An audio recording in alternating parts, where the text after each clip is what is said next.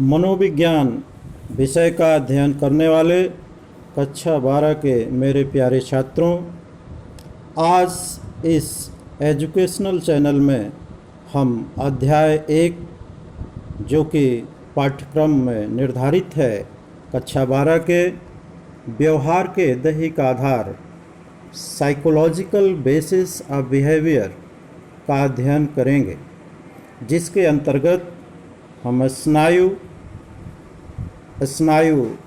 संधि स्थल जिसे सिनेप्स कहते हैं तथा तंत्रिका आवेग जिसको हम नर्व इम्पल्स कहते हैं का अध्ययन करेंगे। प्यारे छात्रों, आप सभी जानते हैं कि मनोविज्ञान प्राणी के मनोदैहिक अवस्था का अध्ययन करता है।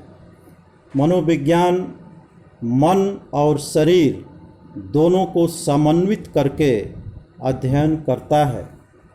दैहिक आधार पर मनोविज्ञान के क्षेत्र में अनेक समस्याओं का अध्ययन किया जाता है, जिसमें स्नायुओं से संबंधित समस्याएं प्रमुख हैं।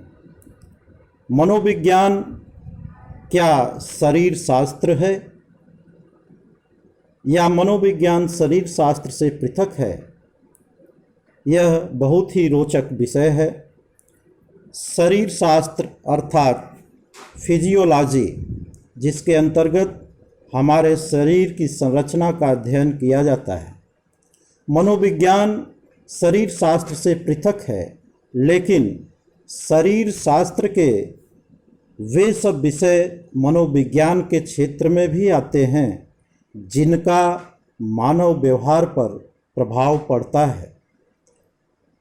नाड़ी संस्थान जो हमारा नर्वस सिस्टम है, उसकी कोशिका को हम स्नायु अथवा अंग्रेजी में न्यूरॉन कहते हैं।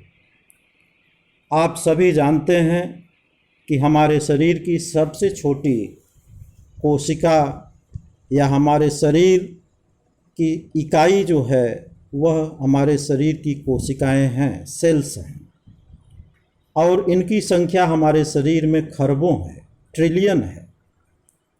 मानव के ब्रेन में, मानव के मस्तिष्क में ही लगभग 86 अरब 86 ट्रिलियन न्यूरॉन्स पाए जाते हैं, जिनको हम हिंदी में स्नायु कहते हैं अथवा तंत्रिका कोशिका कहते हैं।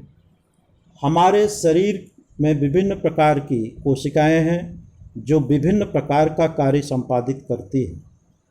यथा हमारे शरीर की कुछ कोशिकाएं हैं जो हमारे मांसपेशियों को सुदृढ़ करती हैं।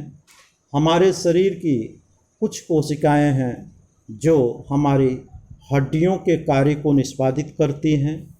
ठीक इसी तरह स्नायु या न्यूरॉन हमारे नर्वस सिस्टम अर्थात स्नायु संस्थान, जिसको हम नाड़ी संस्थान भी कहते हैं, कि वे कोशिकाएं हैं जो विशेष कार्य करती हैं। स्नायु संस्थान नर्वस सिस्टम की सबसे छोटी इकाई को हम स्नायु अथवा तंत्रिका कोशिका कहते हैं। ये कोशिकाएं हमारे शरीर में एक विशेष प्रकार की कोशिकाएं हैं जिनका महत्वपूर्ण कार्य शरीर में स्नायु प्रवाह अर्थात स्नायु आवेग को ढोना या उन्हें परिचालित करना है।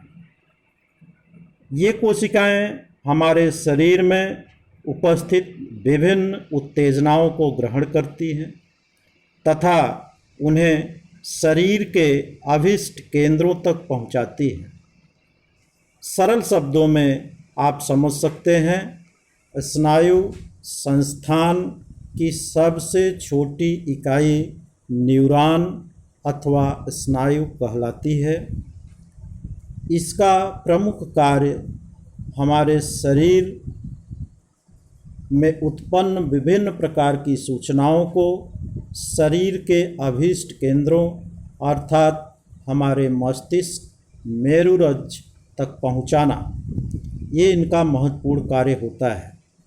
तो आसान भाषा में आप समझ सकते हो कि स्नायु या न्यूरॉन क्या होते हैं।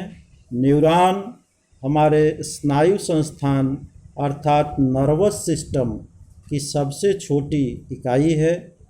ये हमारे शरीर की एक विशेष प्रकार की कोशिकाएं हैं जिनका मुख्य कार्य शरीर में स्नायु प्रवाह को ढोना या उन्हें परिचालित करना है, शरीर की उत्तेजनाओं को ग्रहण करना तथा उन्हें शरीर के अभीष्ट केंद्रों तक भेजना भी इनका कार्य है। स्नायु अथवा न्यूरॉन के भाग अथवा अंग अथवा स्नायु संरचना। स्नायु को समझने के पश्चात, स्नायु का अध्ययन करने के पश्चात अगला महत्वपूर्ण विषय यह आता है कि स्नायु की संरचनाएं क्या होती हैं अथवा स्नायु के कितने भाग होते हैं या स्नायु के कितने अंग होते हैं। तो स्नायु का पहला अंग है वृक्ष तंतु, जिसको हम डेंड्राइट कहते हैं। स्नायु अथवा न्यूरॉन का दूसरा जो भाग होता है उसे हम जीवकोश या सेल बॉडी कहते हैं। और स्नायु का तीसरा और अंतिम जो भाग होता है उसे हम अक्ष तंतु अथवा एक्सॉन कहते हैं। तो इस प्रकार से स्नायु के 3 भाग होते हैं जिनको क्रमशः हम वृक्ष तंतु, डेंड्राइट, जीवकोश, सेल बॉडी, तीसरा अक्ष तंतु एक्सॉन के नाम से जानते हैं। तो इस तरह आज के इस चैप्टर में हमने पढ़ा कि स्नायु अथवा न्यूरॉन किसे कहते हैं। फिर से एक बार रिपीट कर देता हूँ। स्नायु संस्थान की सबसे छोटी इकाई न्यूरॉन या स्नायु अथवा तंत्रिका कोशिका कहलाती है। इनका कार्य हमारे शरीर की विभिन्न प्रकार की सूचनाओं को अभीष्ट केंद्रों तक पहुंचाना होता है। इनकी संख्या हमारे ब्रेन में लगभग 86 अरब 86 ट्रिलियन मानी जाती है। स्नायु के 3 भाग होते हैं, वृक्ष तंतु, जीवकोश और अक्ष तंतु। अगले चैप्टर में हम वृक्ष तंतु, जीवकोश और अक्ष तंतु के बारे में विस्तार से पढ़ेंगे।